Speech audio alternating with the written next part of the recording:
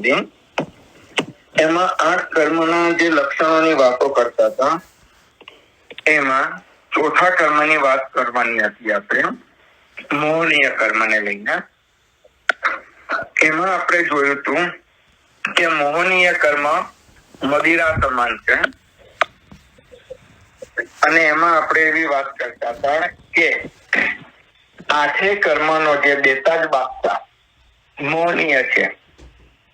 તો જે સૌ પ્રથમ છે કે કદાચ આપણે આપણા જીવનમાં મોહનીય રૂપી કર્મ જે છે, મોહનીય રૂપી જે બેતાજ બાપતા છે, એને જો કબજામાં એટલે કે એને જો જીતી લઈશું તો સાદી રીતે આપણે બધા કર્મને જીતવાની સંભાવના રાખી શકીએ છીએ. કારણ કેમ એવું છે? કારણ કે મોહનીય કર્મ એવી વસ્તુ છે કે સાચાને સાચું એક્સેપ્ટ કરાવી શકતું નથી. જેમ કે મેં પહેલા કીધું કે મોહનીય કર્મ એક મદિરા સમાન છે. તો મદિરા પીધેલો માણસ કોઈ પણ સાચી વસ્તુનું ભાન રાખી શકતો નથી, એટલે કે ભાન ભૂલી જાય છે. એના માટે કહેવાતું હોય છે કે એ માતાને પત્ની સમાન, પત્નીને બહેન સમાન પણ સમજી લેતો હોય છે મદિરાના નશામાં. તે જ રીતે મોહનીયથી ગ્રસ્ત થયેલો મનુષ્ય તથ્ય વસ્તુને અતથ્ય રૂપે સમજવાની જગ્યાએ અતથ્ય વસ્તુને તે તથ્ય રૂપે સમજે છે. એટલે કે ખોટાને પણ તે સાચું સમજી બેસે છે. એ જીવને તત્વ ઉપરની શ્રદ્ધા હોતી નથી, અથવા તો તે જીવને તત્વ ઉપર શંકા ઊભી થતી હોય છે. તત્વની શ્રદ્ધા ઉપર એને મૂંઝવણ ઊભી થતી હોય છે. સાદી રીતે કહીએ તો ઘણા બધા દ્રષ્ટાંતો આના માટે આપણે વિચારી શકાય છે. તો સૌથી પહેલા આપણા ધર્મ સંબંધી જેટલા પણ અનુષ્ઠાનો છે એ દરેક અનુષ્ઠાનોમાં આ એક મોહનીય કર્મ દરેક સ્થાને જીવને મૂંઝાવે. કારણ કે કહેવાય છે શબ્દમાં જ અર્થ છુપાયેલા હોય છે. જેમ કે સમજીએ કે શબ્દ છે આપણો મોહનીય,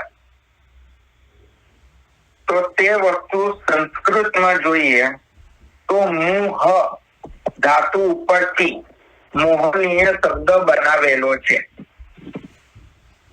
તો આ જે ધાતુ છે મોહ, એનો અર્થ મૂંઝાવું થાય છે કે કઈ પણ વસ્તુ કરે છે જીવ એની પહેલા તે જીવ મૂંઝાય છે. મૂંઝાય છે એનો મતલબ એવો થાય છે કે જીવના મનમાં પ્રશ્ન ઉભા થતા હોય કે આ મારે કરવું કે ન કરવું. અને જ્યારે પ્રશ્નો ઉપસ્થિત મનમાં થાય છે ત્યારે તે બધી વસ્તુ નકારાત્મક એટલે કે નહીં કરવા સ્વરૂપની જ વિચારણા કરે છે. મોહનીય કર્મથી ગ્રસ્ત જીવ વિવેક વિનાનો બને છે, શ્રદ્ધા વિનાનો બને છે. માટે શાસ્ત્રકાર મોહનીયને મદિરા સમાન કહે છે. કારણ કે મદિરાથી ગ્રસ્ત જીવ ને પણ કોઈ પ્રકારનો વિવેક વિનય હોતો નથી. મદિરાથી ગ્રસ્ત જીવને કોઈ જ પ્રકારના જીવ કે કોઈ જ પ્રકારના વ્યવહાર ઉપર શ્રદ્ધા હોતી નથી. એટલે જે કંઈ પણ કરતો હોય છે બધું પોતાની જાતને સાચું માનીને કરતો હોય છે. તે જ રીતે મોહનીય કર્મથી ગ્રસ્ત જીવ જે કરતો હોય છે એને પોતાની દ્રષ્ટિથી સાચું લાગતું હોય છે, પણ શાસ્ત્રની દ્રષ્ટિએ વિચારવા જઈએ, આગમની દ્રષ્ટિએ વિચારવા જઈએ તો તે 5% અંશે પણ તથ્ય રૂપે હોઈ શકે નહીં. જેમ કે કહીએ સાદી રીતે આપણે કોઈ પણ પ્રકારની ક્રિયા સંબંધી વિચારણા કરવી છે કે હું પ્રતિક્રમણ કરી રહ્યો છું, તો હું પ્રતિક્રમણ તો કરું છું. હવે પછી જે સમય છે મને અનુકૂળ એ સમયે હું કરી રહ્યો છું. પણ આ પણ એક વસ્તુ છે ને, જીવને મૂંઝાવા વાળી જ છે. કારણ કે શાસ્ત્રમાં જેમ ક્રિયા કીધેલી છે ને, એમ શાસ્ત્રમાં ક્રિયાનો સમય પણ કીધેલો છે. તો ક્રિયા કરી રહ્યા છીએ, પણ ક્રિયાના સમય ઉચિત સમયમાં જો વસ્તુ નહીં કરીએ તો પણ તે વસ્તુનો લાભ મળતો નથી હોતો. આના માટે વિચારો કે ઘરમાં કોઈ પ્રસંગ હોય અને કોઈ વ્યક્તિ ગિફ્ટ 10 દિવસ પછી આપવા આવે તો કેવું લાગે? અથવા તો જે પ્રસંગ માનવો હતો જે દિવસે એના કરતા 10 દિવસ પછી પ્રસંગ માનવા બેસીએ તો શું થાય? કોઈ મજા ના આવે. તે જ રીતે ઉચિત સમયમાં એટલે કે યોગ્ય સમયમાં જો યોગ્ય ક્રિયા કરીએ તો એનો લાભ મળે. પછી જો આપણા સમયની અનુકૂળતા એ ઉભો કરીને ક્રિયા કરીએ તો તેનો યોગ્ય લાભ મળી શકતો નથી હોતો. એટલા માટે અત્યારના જે પ્રવક્તાઓ પોતાના અનુકૂળ સમયે થતી ક્રિયાને સગવડિયો ધર્મ કરીને બેઠા છે કે જેટલું અનુકૂળ થયું, જે સમય અનુકૂળ થયું, જેટલી ઈચ્છા થઈ એટલું જ કરવું. અને આવા સમયમાં જો કોઈ જીવને આપણે કહીએ કે આવું ન કરવા જેવું છે તો જીવનો તરત જ પ્રશ્ન ઉદ્ભવશે, જે નથી કરતા એના કરતા તો સારું છે ને. આ વાત સાચી કે જે નથી કરતા એના કરતા આ સારું છે, પણ શું શાસ્ત્ર અને આગમ પ્રમાણે છે? જો તે વસ્તુ ના હોય તો પછી તે સાચું કેવી રીતે કહી શકાય? એટલા માટે જ હું કહું છું અહીંયા કે જીવને ક્રિયાના સમયે શાસ્ત્રની વાતોમાં પૂરેપૂરી શ્રદ્ધા ન હોય તો કે કયા કારણે? તો કે મોહનીયના કારણે. મોહનીયની આપણે પ્રકૃતિઓ જોઈશું, એટલે કે એના પેટા ભેદો જોઈશું. એની પહેલા એક વાત કરવી છે કે જેમ આપણે કહીએ છીએ કે આઠે કર્મનો બેટા જ બાદશાહ મોહનીય કર્મ છે, પણ મોહનીય કર્મમાં પણ સૌથી અગત્યની પ્રકૃતિ, જે આપણે 8 કર્મ પ્રકૃતિ બોલીએ છીએ ને, એમાં 8 કર્મ પ્રકૃતિના જે પેટા ભેદો છે એની વાત આપણે અહીંયા કરવાની છે. તો મોહનીયમાં પણ જેટલી પ્રકૃતિઓ છે એમાં પણ સૌથી મહત્વની એટલે કે મોહનીયમાં પણ જે બેતાજ બાદશાહ બનીને રહ્યું છે એ માત્ર એક જ છે, રાગ. કારણ કે કોઈ પણ વસ્તુની વિચારણા કરો, બધી વસ્તુ રાગમાંથી ઉત્પન્ન થાય છે. જ્યાં રાગ નથી ત્યાં બીજું કશું જ નથી. તો ત્યાં જોજો કેવી રીતે બીજું કશું જ નથી એ હું આપને બતાવું. સાદી રીતે વાક્ય બોલાય છે, જ્યાં રાગ હોય ત્યાં દ્વેષ હોય છે. કેવી રીતે એની આપણે કલ્પના અત્યારે કરીએ, એની વિચારણા કરીએ.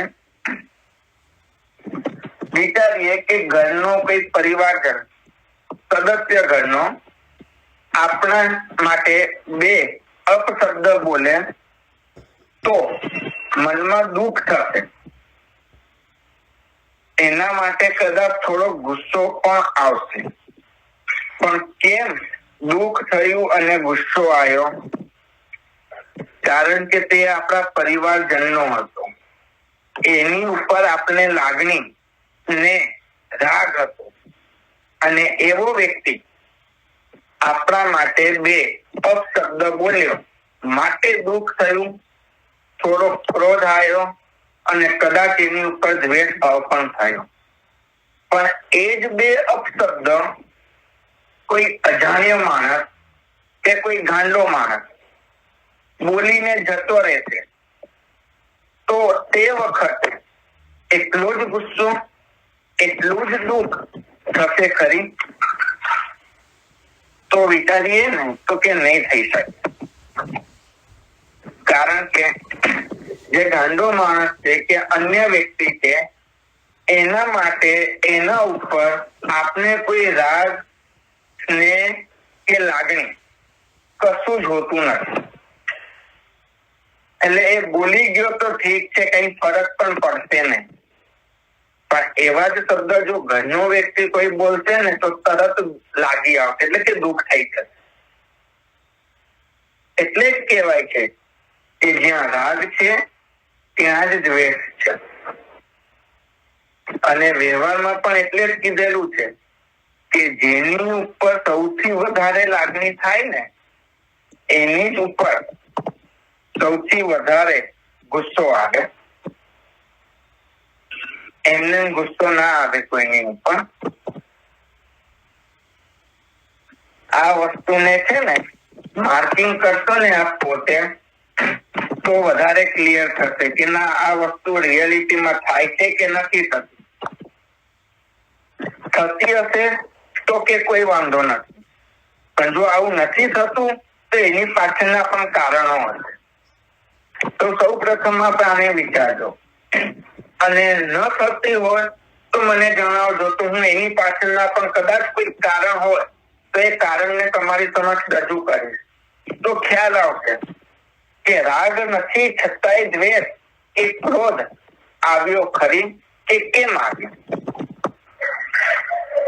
એટલા માટે અહીંયા કહેવાય છે કે જો જીવ રાગ ઉપર વિજય મેળવી લે, એટલે કે રાગને એ જીતી લે ને, તો કદાચ તે મોહનીય કર્મને પણ શું જીતી શકે છે.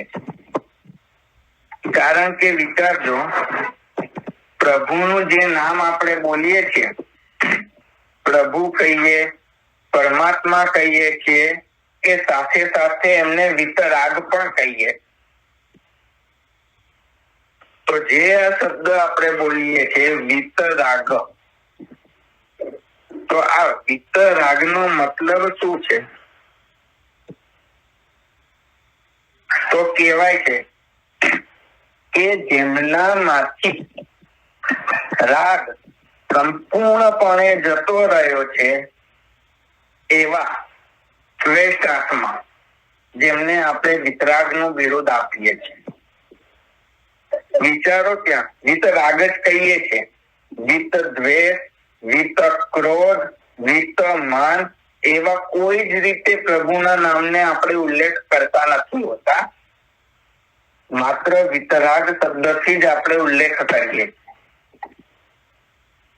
તો કંઈક તો આની પાછળનું કારણ હોઈ શકે ને. એટલે જ કહ્યું છું કે સૌથી મોટું કારણ આપણા અંદર જે રહેલું છે ને તે રાગ રૂપી રહેલું છે. આપણે જ્યારે પણ શુભ કે અશુભ કર્મ બાંધીએ છીએ તો તે પણ રાગના કારણે બાંધીએ.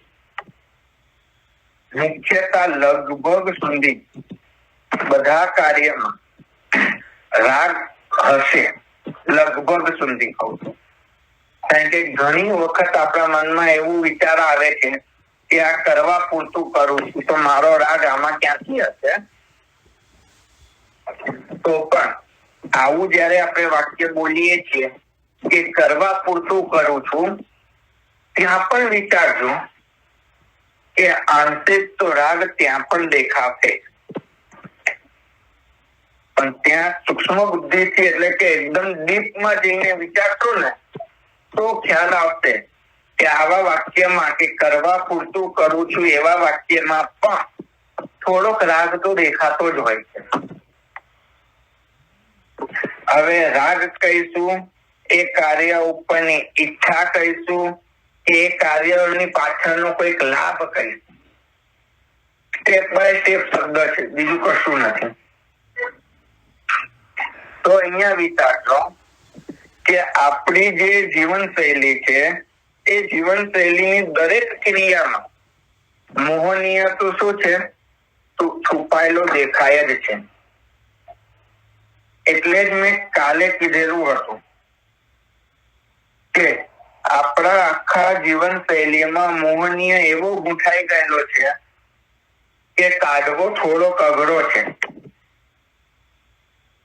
એટલે થોડુંક ઇમ્પોસિબલ જેવું હોય, પણ 100% એમ ના કહેવાય કે ઇમ્પોસિબલ જ છે.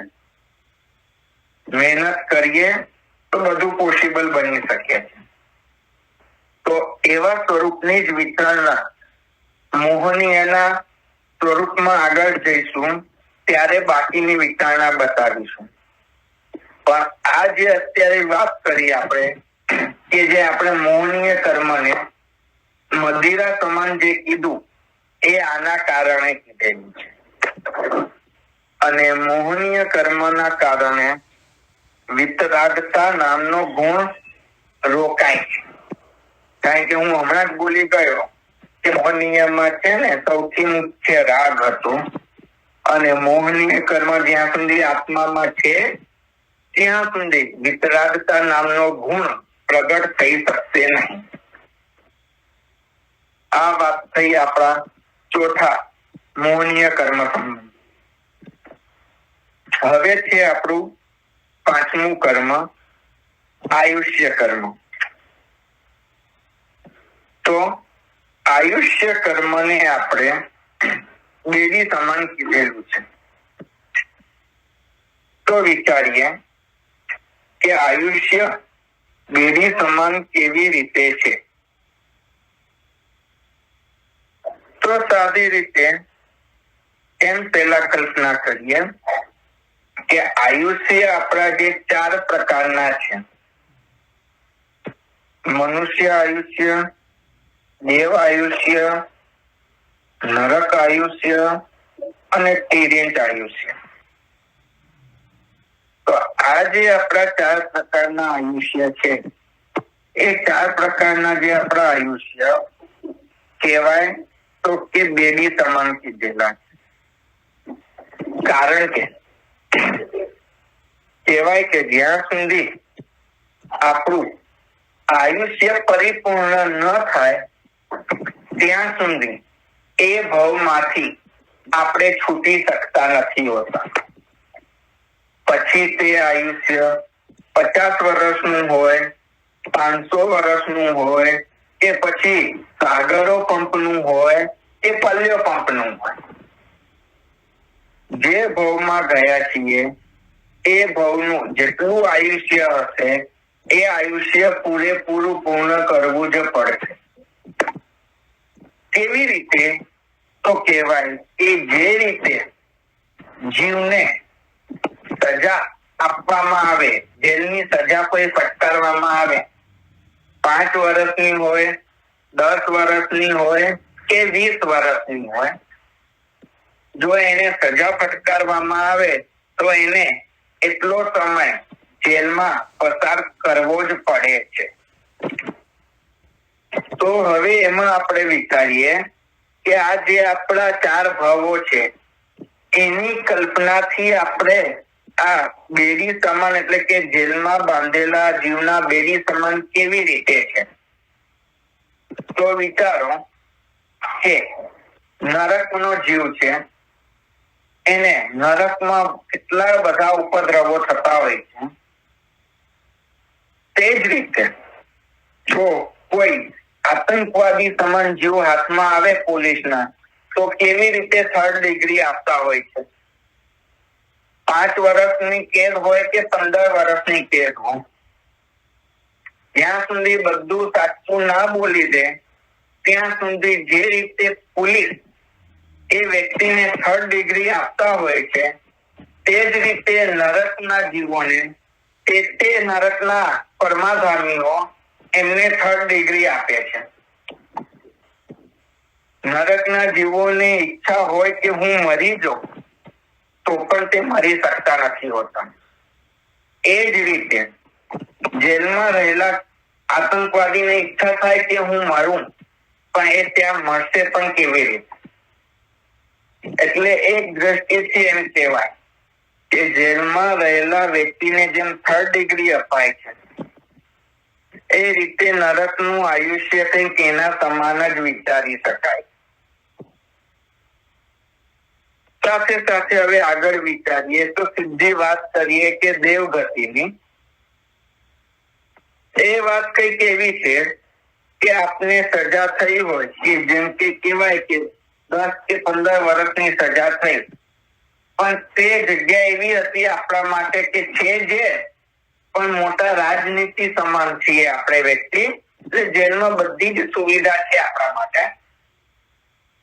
જેમ કહેવાય કે ઘરમાં સુવિધા છે એમ જેલમાં બધી જ ખાણી પીણી રહેવાની વ્યવસ્થિત સુવિધા છે. તો પણ વિચારીએ કે ભલે બધી સુવિધા છે, પણ કેદ એ તો કેદ કેવાશે ને, જેલમાં તો જેલ જ કેવાશે. એ જ રીતે દેવગતિમાં પણ બધી સુખ સાહેબી છે આપણા માટે, પણ એક સાગરોપમ કે કોડાખોડી સાગરોપમ જે પણ આયુષ્ય છે એટલું તો ત્યાં રહેવું જ પડશે. ઈચ્છા હશે કે નહીં હોય, એટલો સમય તો ત્યાં પસાર કરવો જ પડશે. એ જ રીતે અહીંયા કોઈ શ્રેષ્ઠ વ્યક્તિ, નામાંકિત વ્યક્તિ જેલમાં ગયેલો હોય તો એના માટે જે પરિસ્થિતિ નિર્માણ થાય એ કઈક આના સમાન હોય.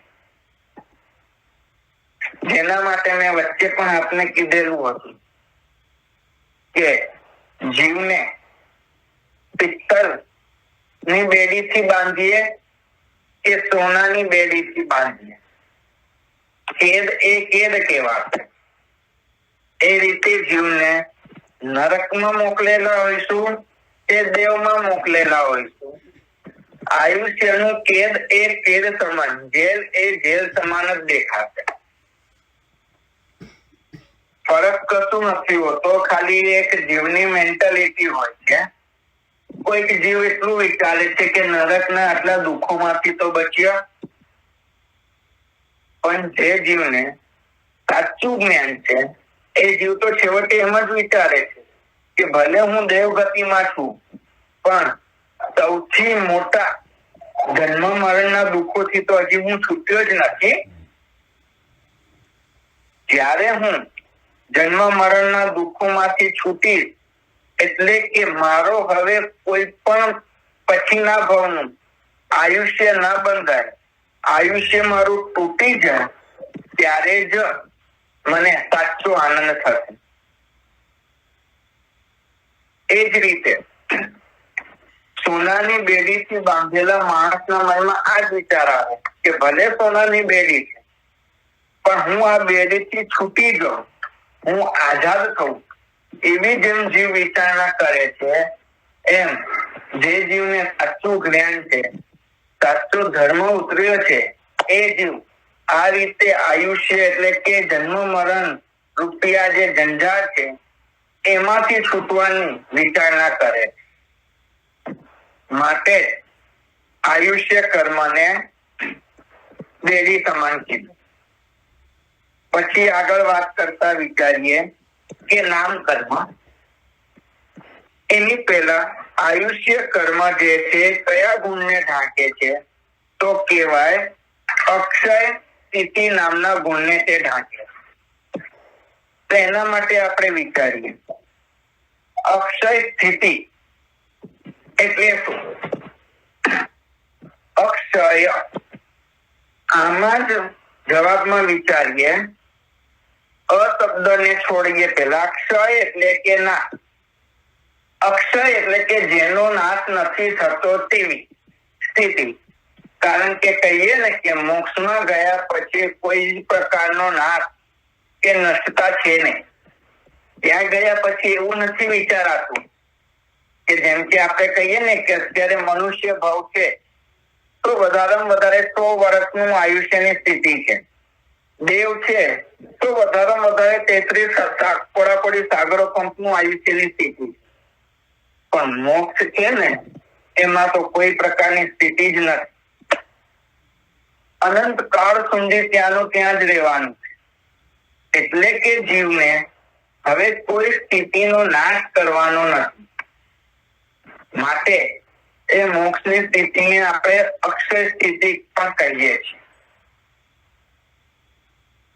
ધ્યાન હોય તો તત્વાસ્થાધિગમ જે સૂત્ર કહીએ છીએ વાચક ઉમા સ્વાતીજી મહારાજનું, એનામાં 10મો જે અધ્યાય છે એના જે 7 સૂત્ર છે એમાં પણ આ મોક્ષની વિચારણા બતાવાયેલી.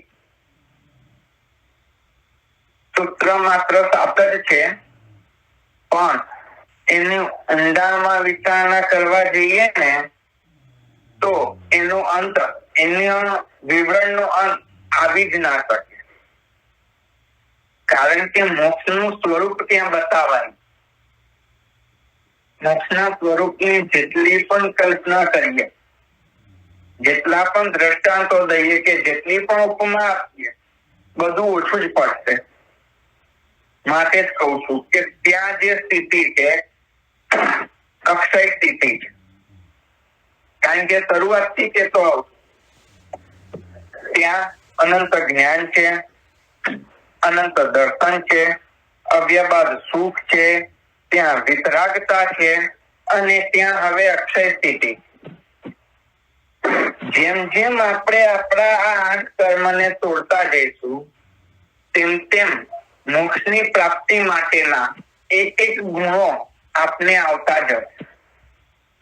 એટલે કે એમ કહેવાય કે જ્યાં સુધી સંસારમાં છીએ ત્યાં સુધી આ ગુણોને આપણે શું કરેલા છે? ઢાંકેલા છે. એવું નથી વિચારવાનું કે આપણામાં નથી.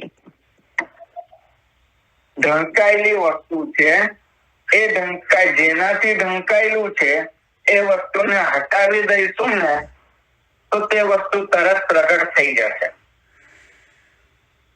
જેમ કે વિચારીએ કે બપોરના 2 વાગ્યાના સમયમાં બારી બંધ કરેલી હોય, પડદો લગાયેલો હોય તો એનો મતલબ એવું નથી થતું કે બારે તડકો નથી. આપણી ઉપર તડકો એ સમયે ન આવે એટલે એવું ન વિચારાય કે અત્યારે તડકો છે જ નહીં. પણ તડકો આવવાનું જે આવરણ હતું ને, તડકો જ્યાંથી આવતો હતો ને ત્યાં આપણે આવરણ નાખી દીધેલું છે. જેમ તમે પડદો અને બારી ખોલશો તરત જ પ્રકાશ આવશે. પહેલા કેમ નતો આવતો? કારણ કે એને આપણે ઢાંકી દીધેલો.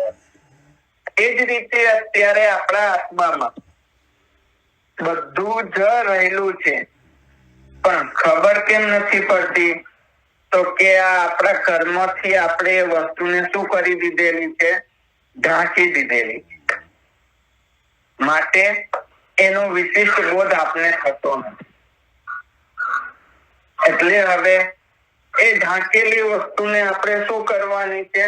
ખોલવાનો પ્રયત્ન કરવાનો છે, ધીરે ધીરે કરી. એક સાથે કરવા જઈશું તો પણ કદાચ થઈ શકે, એવું નથી કે ન થઈ શકે, પણ એના કરતા પ્રયત્ન આપણો હંમેશા ધીરે ધીરે ધીરે થાય તો સફળતા જલ્દી મળી શકે છે. એટલા માટે કીધું કે જે આપણું 5મું આયુષ્ય કર્મ છે એ અક્ષય સ્થિતિ નામના ગુણને ઢાંકનારું બન્યું. છઠ્ઠું જે કહી રહ્યો હતો નામ કર્મ, તે ચિત્રકાર સમાન છે. એટલે કે કહેવાય ને કે પેન્ટર સમાન છે. પેન્ટર જેમ અલગ અલગ પ્રકારની આકૃતિ બનાવે છે તે જ રીતે નામ કર્મ પણ જીવને અલગ અલગ પ્રકારની આકૃતિની રચના કરી આપે. કારણ કે જે કહીએ આપણે આપને જે આ અંગ મળે એટલે કે હાથ પગ વગેરે જેની પ્રાપ્તિ થાય છે, પછી જે હાથમાં રેખાઓ આંગળીઓને જે બધું પ્રાપ્ત થયું છે, આંખ કાન નાક જે પણ છે તે એ બધું જે છે એ નામ કર્મના કારણે પ્રાપ્ત થાય. જેમ કે કહીએ કે ચિત્રકાર ચિત્ર બનાવતી વખતે એટલે કે પેઇન્ટર પેઇન્ટ કરતો હોય ત્યારે જો એના ચિત્રમાં પેઇન્ટમાં એ આંખ કે કાન ન બનાવે વ્યક્તિનું તો તેનું ચિત્ર કેવું લાગે છે. તે જ રીતે આપણા શરીરમાં જો કોઈ એક અંગ કે ઉપાંગ ઓછા હોય તો આપણું શરીર કેવું લાગે. એટલા માટે જ બતાવાયું છે કે જેમ ચિત્રકાર તેની ચિત્રમાં પેઇન્ટિંગ બનાવે છે એમ નામ કર્મ આપણા જેવા જીવોની એક આકૃતિ બનાવતો હોય છે. અલગ અલગ પ્રકારની આકૃતિઓ હોય છે. જેવી જીવની ગતિ હોય છે તેવી એની આકૃતિ હોય છે. કારણ કે વિચારો દેવ ગતિમાં રહેલા દેવોની આકૃતિ કઈક અલગ છે. આપણા મનુષ્ય ગતિમાં રહેલા જીવોના એટલે કે મનુષ્યની આકૃતિ અલગ છે. તિર્યંશમાં રહેલા જીવોની આકૃતિ અલગ છે અને નરકમાં રહેલા જીવોની આકૃતિ અલગ છે. પછી આગળ વિચારવા જઈએ તો જેમ જેમ સમય પસાર અલગ અલગ આવે છે તેમ તેમ પણ જીવોની આકૃતિ અલગ બનતી જાય. કારણ કે કહીએ ને કે અવસર પીણી ને જે ઉત્તર પીણી એટલે કે જે આપણે આરા બોલી છે કે 6 આરા હોય છે એમાં પહેલા આરામાં રહેલા જીવોની આકૃતિ અલગ છે. અલગ છે એનો મતલબ એમ નહીં કે એમને હાથ પગ નાક ના હોય, પણ આકૃતિ કેટલી વિશાળ હોય છે, કેટલા મોટા હોય છે, કેટલા મજબૂત હોય છે એ દ્રષ્ટિથી આપણે વિચારીએ છીએ. એ રીતે પહેલા આરામાં અલગ, બીજા આરામાં અલગ, ત્રીજા આરામાં અલગ, ચોથા આરામાં અલગ, અત્યારે આપણે જે 5મા આરામાં છીએ એમાં અલગ અને 6થા આરામાં જઈશું આના પછીના એમાં તો જીવ માત્ર એક વેદ જેટલા હશે તો એમની આકૃતિ અલગ. કોઈકની મોટી છે, કોઈકની નાની છે. તો વિચારીએ કે આ એકદમ અહીંયા શું થાય છે પરફેક્ટ ચેક થાય છે આપણા માટે. કારણ કે કહેવાય ને કે ચિત્રકાર પણ એ જ કરે છે કે જેટલું એની પાસે કાગળ હોય અથવા તો જેટલી એની ઈચ્છા થઈ હોય એ રીતેનું એ ચિત્ર બનાવે છે. ક્યારેક મોટું વિશાળ બનાવી બેસે છે અને ક્યારેક સાવ નાનું બનાવે છે. એ જ રીતે નામ કર્મ પણ આપણે ક્યારેક વિશાળ શરીર હાથી જેવું આપી દે છે ને ક્યારેક સાવ કીડી જેટલું શરીર આપી દે છે. કહેવાય છે કે નામ કર્મ આપે છે પણ વિચારાય તો એવું જ છે કે આપણે જેવું કર્મ બાંધ્યું છે ને નામ કર્મ એવું જ આપે છે. કારણ કે ચિત્રકારમાં પણ આપણે છે ને સામે એને કોઈ આધાર આપીએ છીએ, બેઝ આપીએ છીએ કે તારે આવું ચિત્ર બનાવવાનું છે. ત્યારે એ જો એવા પ્રકારના ચિત્રની કલ્પના કરી અને ચિત્ર બનાવે. તે જ રીતે આપણે જેવું કર્મ બાંધ્યું છે નામ કર્મ એ પ્રમાણેની કલ્પના કરીને આપણે એવું જ આકૃતિ અહીંયા આપે. એટલે કહીએ છીએ કોઈકને આંખ નથી, કોઈકને કાન નથી, કોઈકને નાક નથી, કોઈકને પગ નથી. તેના કારણે તો કહેવાય કે આ નામ કર્મના કારણે. એના લીધે અહીંયા શાસ્ત્રકારે અને રચયિતાકારે નામ કર્મને ચિત્રકારની ઉપમા આપી. અને આ જે નામ કર્મ છે એ જોવા જઈએ તો અમૂર્ત ગુણને ઢાંકનારા છે. તો કદાચ મનમાં પ્રશ્ન ઉભો થશે, આ અમૂર્ત એટલે શું?